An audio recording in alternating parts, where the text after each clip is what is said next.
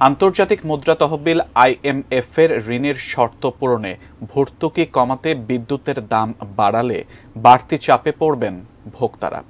দাম না বাড়িয়ে বরং এই খাতে চুরি, অপচয়, দুর্নীতি ও অস্বচ্ছতা কমানোর দাবি জানিয়েছে consumers association of Bangladesh, cab. বাংলাদেশকে দেয়া $470 কোটি ঋণের তৃতীয় কিস্তির ছাড়ের আগে বিভিন্ন শর্ত নিয়ে আলোচনার জন্য আন্তর্জাতিক মুদ্রা তহবিল IMF এর 10 সদস্যের প্রতিনিধি দল ঢাকায় আসে গত 23 এপ্রিল। 25 এপ্রিল অর্থ বিভাগের বাজেট অনুবিভাগের সঙ্গে বৈঠকে ভর্তুকি কমিয়ে বিদ্যুৎ, গ্যাস ও সারের দাম বাড়ানোর সুপারিশ করে IMF। ঋণ পেতে হলে IMF এর এমন সুপারিশ বাস্তবায়ন করতে হবে সরকারকে, কিন্তু ভোক্তাদের অধিকার নিয়ে কাজ করে এমন সংস্থা কনজিউমার অ্যাসোসিয়েশন অব বাংলাদেশ, ক্যাবের দাবি বিদ্যুৎ খাতে চুরি, দুর্নীতি ও অপচয় না কমিয়ে দাম বাড়ালে দ্রব্যমূল্যের ঊর্ধ্বগতির এই বাজারে আরও বিপাকে পড়তে হবে ভোক্তাদের। মানুষের উপরে বোঝা চাপিয়ে দিয়ে অনিয়ম, অপচয়, দুর্নীতি সবকিছু কার্পেটের নিচে রেখে মূল্য বৃদ্ধি করে ভর্তুকি কমালেন, এটা কি সুবিচার?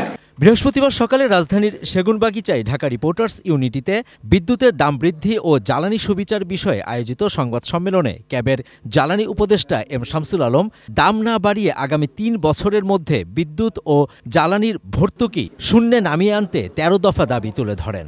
বিদ্যুৎ, জ্বালানি ও নবায়নযোগ্য জ্বালানি খাত উন্নয়নে প্রতিযোগিতাবিহীন যে কোনো ধরনের বিনিয়োগ আইন দ্বারা নিষিদ্ধ হতে হবে। বিদ্যুৎ ও জ্বালানির মূল্যহার নির্ধারণের একক এখতিয়ার BRC-কে ফিরিয়ে দিতে হবে।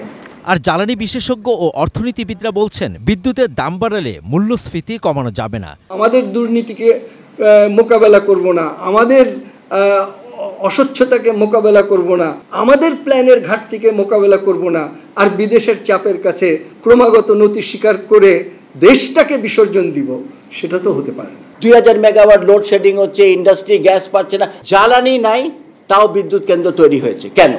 আমাদের তো ডিমান্ড নাই। এখনো 30%-এর মতো ফার্নেস অয়েল দিয়ে বিদ্যুৎ তৈরি হচ্ছে, 12,000 মেগাওয়াট দিতে পারে না। হ্যাঁ, মানুষ ঘুমাতে পারছে না রাতে এখন। Javed Akhtar, ATN news, Dhaka.